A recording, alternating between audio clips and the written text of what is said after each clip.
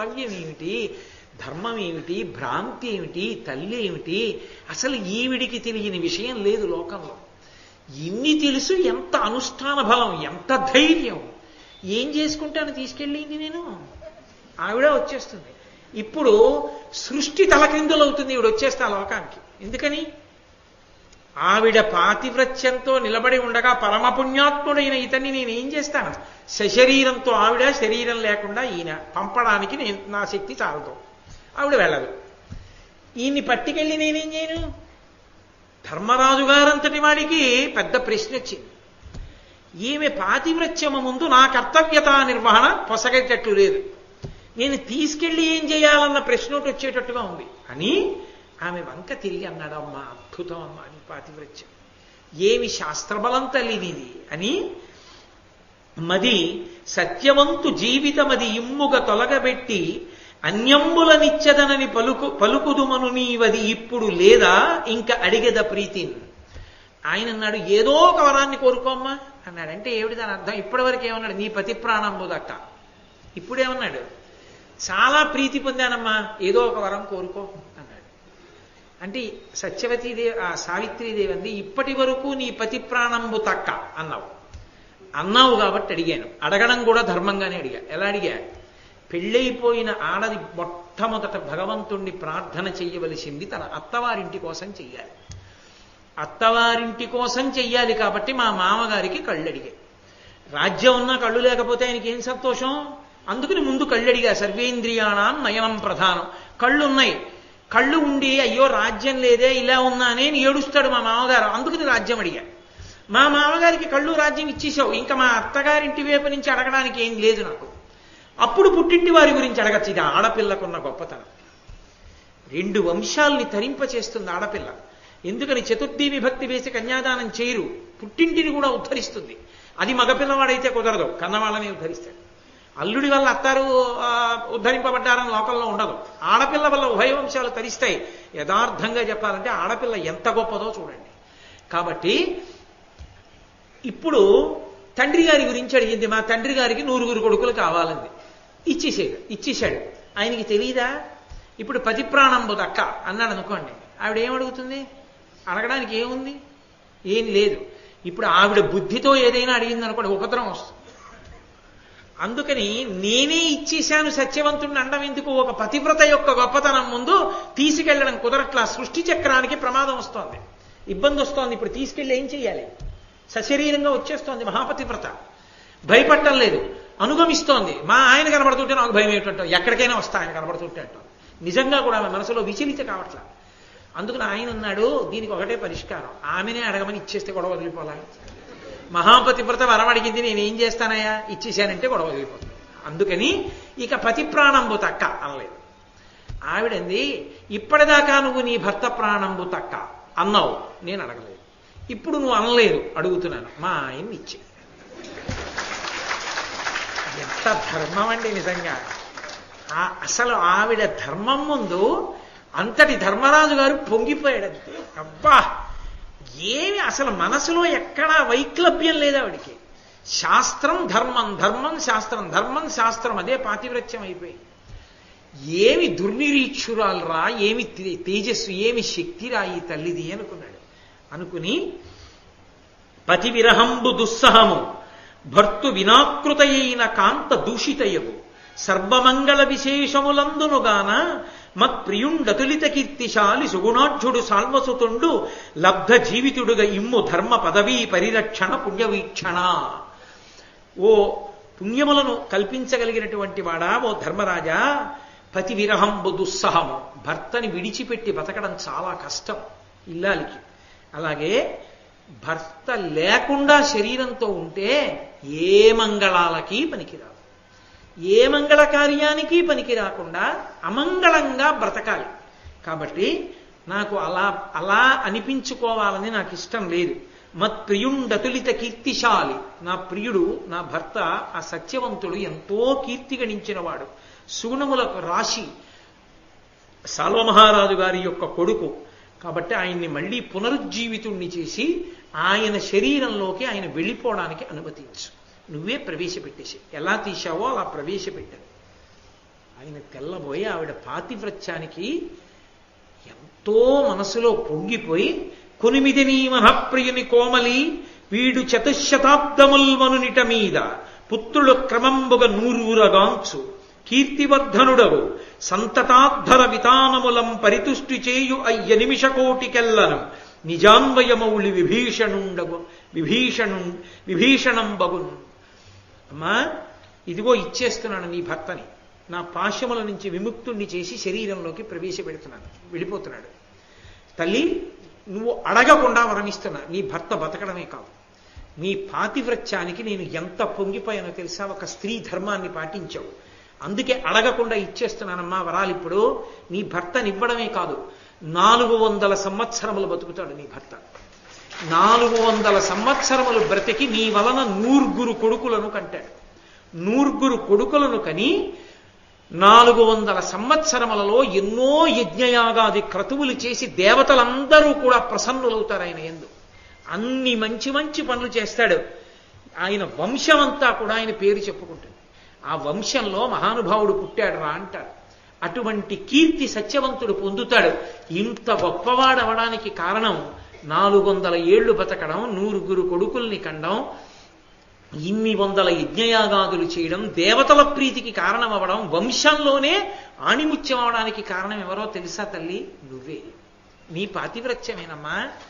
నీ పాతివ్రత్యం నీ భర్తకి ఇన్నిటిని ఇస్తోంది. నీ మామకు అన్ని ఇప్పించావు, నీ తండ్రికి ఇప్పించావు, ఒక్క ఆడపిల్లవి. అమ్మా, నీ ధర్మాన్ని నువ్వు పట్టుకుంటే ఎన్ని ఇచ్చావమ్మా?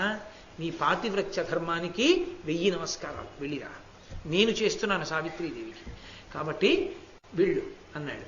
అనగానే ఆమె ఎంతో సంతోషంగా బయలుదేరి మళ్ళీ అరణ్యంలో భర్త యొక్క శరీరాన్ని ఉంచిన చోటికి వచ్చి ఆమె దగ్గరికి వచ్చి మళ్ళీ తొడ మీద తల పెట్టుకున్న తరువాత నిద్రలోంచి లేచిన వాడిలా లేచాడు. లేచి, అబ్బా ఏమిటి ఇంతసేపు నిద్రపోయాను, నాకు నిజంగా చూసినట్టు అనిపించిందే, ఎవరో నల్లటి ఆకారంలో ఉన్నాడు, ఒక వ్యక్తి వచ్చాడు, ఎంత బాధ కలిగిందో, లోపల నుంచి ఏదో బయటికి తీసినట్టు అనిపించింది, పాశముల చేత కట్టి తీసుకెడుతున్నట్లు అనిపించింది. ఎవరైనా వచ్చారా ఇక్కడికి అన్నాడు. అవన్నీ ఎందుకులేండి, ఇప్పుడు చీకటి పడిపోయింది, అవతల ప్రదోష వేళ దాటిపోయింది, మీ అమ్మగారు నాన్నగారు వెతుక్కుంటుంటారు మిమ్మల్ని, కాబట్టి తొందరగా ఇంటికి బయలుదేరి వెళ్ళిపోదాం, మీరు కోసినటువంటి పళ్ళ బుట్టలన్నీ చెట్ల కొమ్మలకి కట్టండి, రేపు వచ్చి తీసుకుందాం, కింద ఉంటే పశువులు తినేస్తాయి కదా, చెట్ల కొమ్మలకి కట్టేయండి, మనం వెళ్ళిపోదాం, ఒకవేళ మీకు ఇంకా బడలికగా ఉంటే నా తొడ మీద పడుకోండి, తెల్లవారిన తర్వాత వెడదాం అంది. ఆయన అన్నాడు, కాదు కాదు, నా తండ్రికి కళ్ళు లేవు, నేనే ఆయన కళ్ళు, నా కొడుకు కనపడలేదని ఏడిచి ప్రాణం విడిచిపెట్టేసి ఉంటాడు ఈ పాటికి. నా తల్లి ఎంత రోధిస్తోందో కొడుకు కోసం, అందుకని మనం ఇక్కడ ఉండొద్దు, ఎంత చీకటిగా ఉన్నా బయలుదేరదాం, కానీ ఎందుకో నాకు కించిత్ నీరసంగా ఉంది అన్నాడు. మీ చెయ్యి నా భుజం మీద వెయ్యండి, వేసి అని చేత్తో ఆయన నడుం చుట్టూ చెయ్యి వేసి పట్టుకుని నడిపించి ఆ తండ్రి ఉన్నటువంటి ఆశ్రమ ప్రాంగణానికి తీసుకొచ్చింది. ఆశ్చర్యం ఏమిటంటే ఆ మహారాజుకి కళ్ళు వచ్చేసాయి. మర్నాడు పొద్దున్నే గబగబా తను ఏ రాజ్యాన్ని పోగొట్టుకున్నాడో ఆ రాజ్యానికి చెందినటువంటి మంత్రి, సేనాపతి, ఇతర పెద్దలు అందరూ బయలుదేరి వచ్చారు.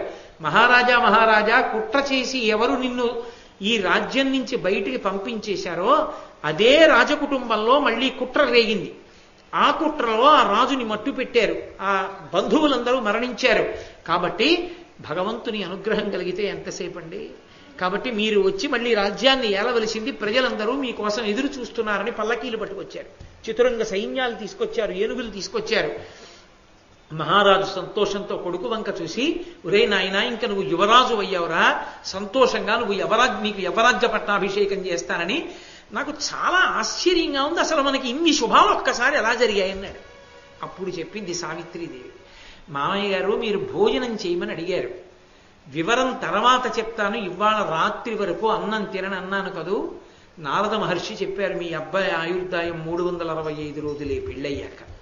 నా పాతివ్రత్య ధర్మము చేత నేను యమధర్మరాజుని అనుగమించి నా భర్త ప్రాణాలు తెచ్చుకున్నాను, ఇటువంటి వరాలు పొందాను, అందుకే మీకు కళ్ళొచ్చాయి, మీకు రాజ్యం వచ్చింది, నా తండ్రికి 100 కొడుకులు పుడతారు, నా భర్త చిరాయుర్దాయాన్ని పొందారు అని ఆ తల్లి ఎంతో సంతోషంగా చెప్తే ఆ మామగారు పరమ సంతోషాన్ని పొంది ఆనంద భాష్పాలు కారుస్తూ కోడలి వెంక చూసి అన్నాడు, ఆపత్సముద్రమగ్నంబైపోయడు అస్మదన్వయము పెంపెసగన్ తేపయ్యి కడబ పెట్టితి ఈ పుణ్యచరిత్ర కీర్తనీయము తల్లి. అమ్మా, ఆపదలనేటటువంటి సముద్రంలో మా సంసారం అన్న నౌక మునిగిపోతుంటే ఒక్క ఆడదానివి పతివ్రత ధర్మాన్ని పట్టుకుని అనుష్ఠించి ఇన్ని శుభాలు అనగూర్చావా అమ్మా? దుస్సాధ్యములు జరగవనుకున్న వాటిని ఇన్నిటిని సాధించి పెట్టావా తల్లి? నీ చరిత్ర కీర్తనీయము తల్లి. కీర్తనీయము అంటే నీ చరిత్ర ఎప్పుడూ చెప్పబడుగాక, ఎప్పుడూ మరిచిపోకుండా చెప్పబడుతూ ఉండాలి నీ చరిత్ర.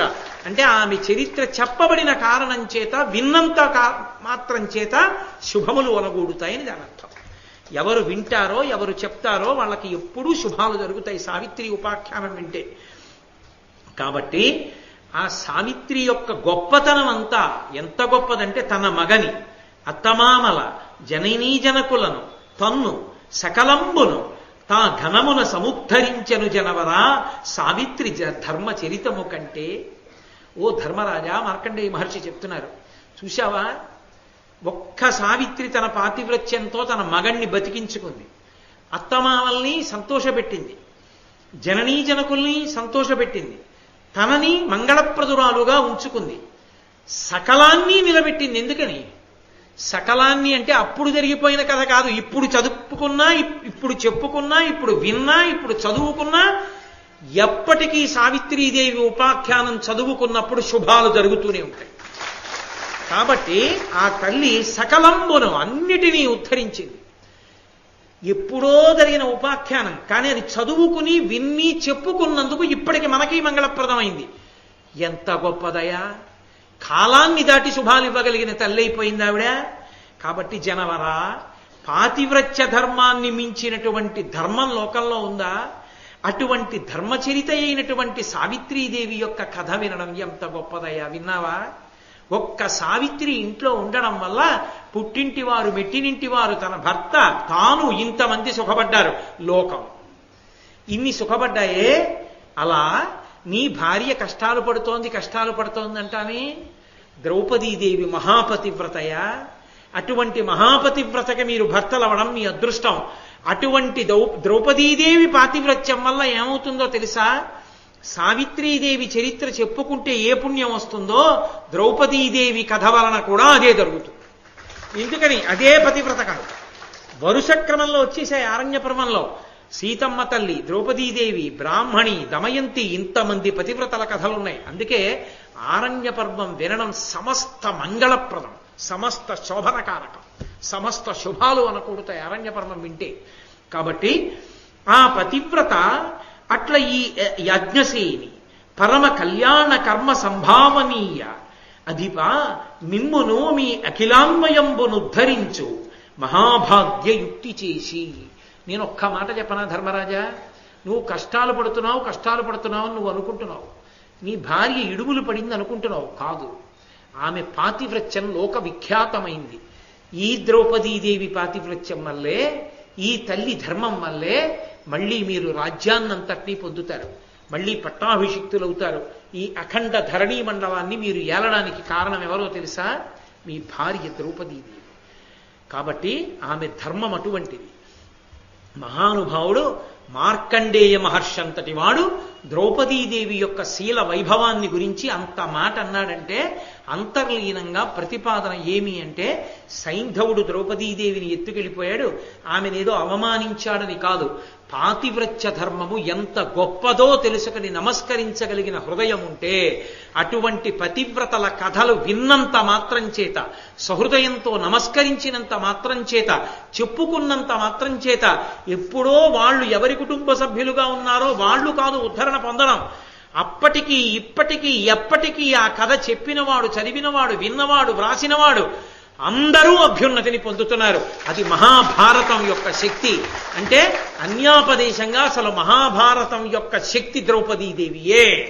మార్కండేయ మహర్షి తీర్పు చెప్పారు. అంతటి మహాతల్లి ద్రౌపదీదేవికి సంబంధించినటువంటి మహాభారతాన్ని వినడం, చదువుకోవడం అదృష్టదాయకం.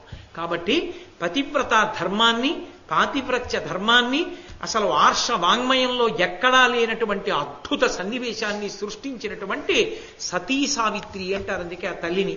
అటువంటి సావిత్రీదేవి ఉపాఖ్యానాన్ని కొత్త సంవత్సరం రాగానే రెండో రోజున వరుస క్రమంలో పతివ్రతల కథలు. నిన్న ద్రౌపదీదేవి, ఇవాళ ప్రారంభంలో ఒక్కసారి రామకథలో సీతమ్మ తల్లి, పక్కనే సతీ సావిత్రి గురించి చెప్పుకునేటట్టుగా మనని అనుగ్రహించి మన జీవితాలకి రక్ష పెట్టిన మహానుభావుడు క్షేత్ర పరిపాలకుడైనటువంటి అయ్యప్ప స్వామి. ఆ స్వామికి మళ్ళీ మనందరం శిరస్సు ఉంచి నమస్కరిస్తూ మళ్ళీ రేపు సాయంకాలం 6:30 కలుసుకున్నప్పుడు వేరొక అత్యద్భుతమైన ఘట్టము, ధర్మాన్ని పట్టుకున్న వాళ్ళ ఆలోచనకి భయానికి తీర్చడానికి భగవంతుడు ఎలా జోక్యం చేసుకుంటాడో చూపించే మహత్తర ఘట్టం రేపు మీకు కృష్ణ భగవానుడు పలికించినంత మేర పలికి